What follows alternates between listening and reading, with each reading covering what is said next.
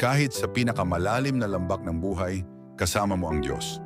Gawin nating gabay at lakas ang kanyang mga pangako. Josue 1:9.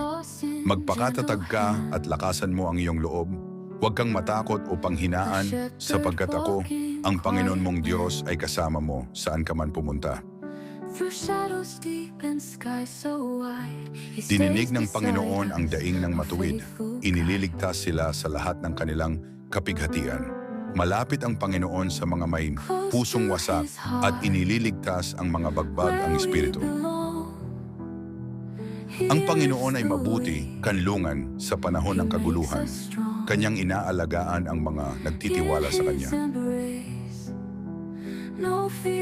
At ang Diyos ng lahat ng biyaya na tumawag sa inyo sa Kanyang walang hanggang kaluwalhatian kay Kristo matapos kayong magdanas ng kaunting panahon, Siya mismo ang magpapanumbalik, magpapatatag at magpapatibay sa inyo.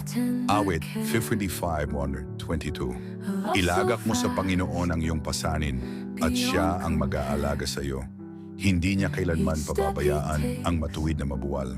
Maaaring mabigat ang iyong pinagdaraanan, ngunit mas makapangyarihan ang pag-ibig ng Diyos.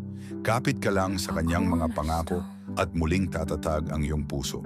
Panginoon, salamat sa iyong pagiging kanlungan ko. Ipaalala mo sa akin araw-araw na sapat ang iyong biyaya at mas makapangyarihan ka kaysa sa anumang pagsubok. Amen. Kapit sa mga pangako ng Diyos, hindi Niya tayo bibiguin. I-like, i-share, at mag-subscribe para sa higit pang salita ng Diyos na magbibigay ng lakas.